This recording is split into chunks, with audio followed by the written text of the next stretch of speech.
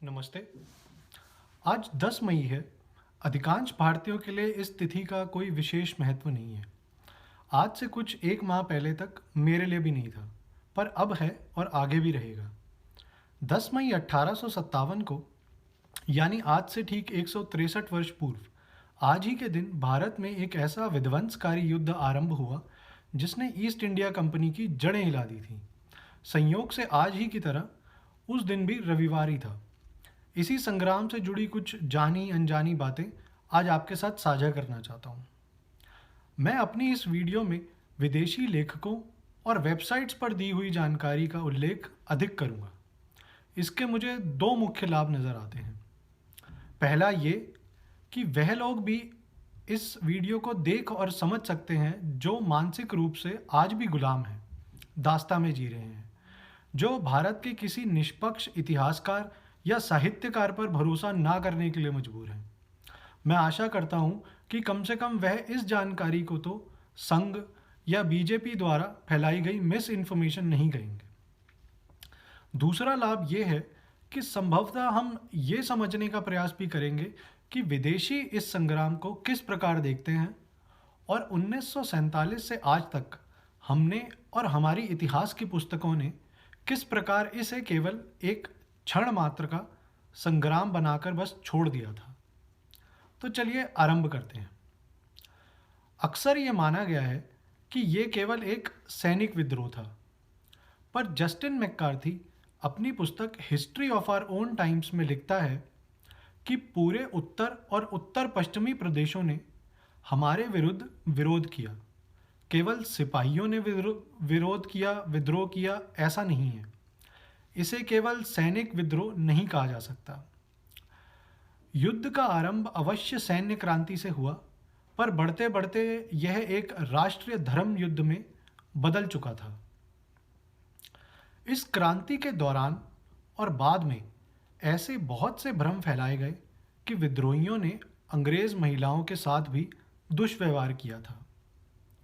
इसके बारे में सर विलियम म्यूर, जो उस समय गुप्तचर विभाग का प्रमुख था, उसने लिखा कि चाहे कितनी भी क्रूरता या रक्तपात क्यों न हुआ हो और बाद में कितनी भी जनश्रुतियाँ क्यों न प्रसारित की गई हों कि महिलाओं से भी छेड़छाड़ की गई है, उनका अपमान किया गया है, किंतु जहाँ तक मैंने जांच की है, इसकी सत्यता का प्रमाण कोई मुझे नहीं मिलता।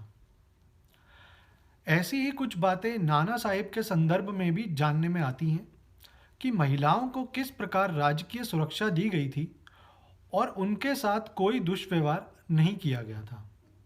शायद ये एक बहुत बड़ा प्रतीक है सनातन संस्कृति का। आगे चलते हैं। फांसी देने के अनोखे तरीके। अपनी पुस्तक इंडियन म्यूटिनी में सर जॉन विलियम के और जीबी मेल्सम ने फांसी देने के अनोखे तरीकों के बारे में हमें बताया। इस युद्ध के समय अंग्रेजी सेना गांव में घुस जाती थी और निहत्थे और निर्दोष नागरिकों को मार दिया जाता था। पहले पेड़ काटकर फांसी देने के लिए तख्ते और खंभे बनाए जाते थे। जब फांसी दिए जाने वालों की संख्या इतनी अधिक हो गई तो अंग्रेज़ों ने ऐसे तख्त और खंभे बनाने की बजाय सीधा लोगों को पेड़ पर फांसी देना आरंभ कर दिया।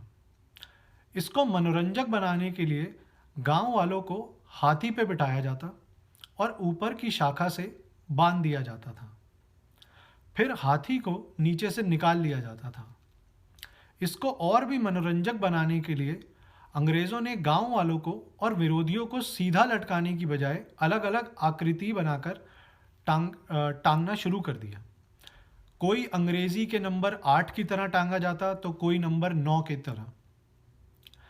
ऐसी ही कहानी कानपुर में स्थित बूढ़ा बरगद नाम के एक स्मारक से आती है। वह बरगद का पेड़ तो अब नहीं रहा, पर यह स्मारक हमें बताता है कि 4 जून 1857 को एक साथ 133 लोगों को उस पेड़ पर फांसी दी गई थी। हमें आज़ादी अहिंसा की राह पर चलकर मिली है, ये घुट्टी पी पी कर हम और हमारे माता पिता बड़े हुए। डगलस पियर्स अपनी किताब इंडिया अंडर कॉलोनियल रूल में लिखता है कि इस क्रांति में कितने नेटिव मारे गए, इसका अनुमान लगाना लगभग नामुमकिन है। 1871 के सेंसस से अगर 1857 से पहले के सेंसस को अगर मिलाया जाए तो पता चलता है कि इस क्रांति और उसके बाद हुए सूखे की वजह से मरने वालों की संख्या करीब 8 लाख हो सकती है। इसके अलावा भारतीय राजस्व पर इसका असर कुछ यूं था कि डेट यानी ऋण 60 मिलियन पाउंड से बढ़कर 100 मिलियन पाउंड हो गया था। ध्यान में रहे ये तब के आंकड़े हैं।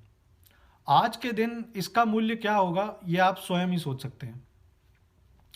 1857 की बात हो और सावरकर की बात ना हो तो ये वीर गाथा कुछ अधूरी रह जाती है। 1909 में विनायक दामोदर सावरकर ने मराठी में एक पुस्तक लिखी जिसका नाम था 57 स्वातंत्र्य समर, जिसका हिंदी में अनुवाद करेंगे तो 1857 का स्वातंत्र्य समर, जहां स्वतंत्रता के बाद भारतीय इतिहासकारों ने जैसे आरसी मजूमदार, एसबी चौधरी इत्यादि ने इस क्रांति को एक राष्ट्र संघर्ष ना बताकर केवल एक सैनिक विद्रोह तक ही सीमित रखा, वहीं सावरकर द्वारा लिखे गए इस इतिहास को अंग्रेज कुछ यूं बताते हैं। 1957 में Malcolm MacDonald British high commissioner ने अपने एक पत्र में एलेक डगलस होम, जो तत्कालीन Britain secretary of state of commonwealth relations था, उसको कुछ ये यूं लिखा: his book is the first full scale attempt to interpret the mutiny as an organised national struggle for liberation. Savarkar's work was considered so dangerous by the government of British India that it was proscribed before it was even published and was not allowed into the country until 1946। यानी वह पुस्तक इतनी खतरनाक मानी गई कि उसे छपने देने से पहले ही उस पर प्रतिबंध लगा दिया गया। इस पुस्तक की कहानी भी उतनी ही रोमांच भरी है जितनी कि उसमें लिखी गई बातें। अगर आपको कभी समय मिले तो इस पुस्तक को अवश्य पढ़िए। सावरकर के बारे में संभवतः आपके बहुत सारे भ्रम दूर हो जाएंगे। ये एक सच्चाई है कि हम इस युद्ध में हार गए और आखिर में ये क्रांति विफल हुई, पर क्या इससे इस क्रांति का गौरव कम हो जाता है? सावरकर लिखते हैं, गुरु गोविंद सिंह जी के प्रयास तादृश रीति से विफल रहे, पर इस कारण उसका दिव्यत्व कम नहीं होता, उसकी गरिमा कम नहीं होती। ऐसा नहीं है कि इस समर के बारे में राष्ट्र में बिल्कुल चेतना नहीं थी। समय समय पर इसको पढ़ने और जानने की चाह लोगों में हमेशा बनी रही, पर वह हमारी विद्यालयों की किताबों तक पहुंचने में वो चेतना असक्षम रही। हमें ये तो बताया गया कि गांधी जी के अहिंसात्मक रास्तों पर चलकर कैसे दक्षिण अफ्रीका में आंदोलन का आरंभ हुआ, पर हमें यह कभी नहीं बताया गया कि 1857 की क्रांति का उस समय की ब्रिटिश कॉलोनीज में क्या असर हुआ। 2007 में भी जब भारत इस क्रांति की 150वीं वर्षगांठ मनाने जा रहा था, तब centre for south Asian studies Scotland ने इसे म्यूटिनी एट द मार्जिन्स नाम की एक संगोष्ठी की। इसके अनुसंधान में उन्होंने 2 वर्ष से ज़्यादा का समय लिया।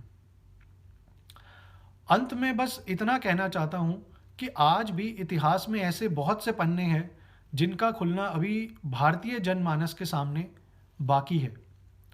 आशा करता हूँ कि हम ये समझने का एक बार प्रयास अवश्य करेंगे कि हमारा आज का अस्तित्व बहुत से बलिदानों के बाद हमने पाया है।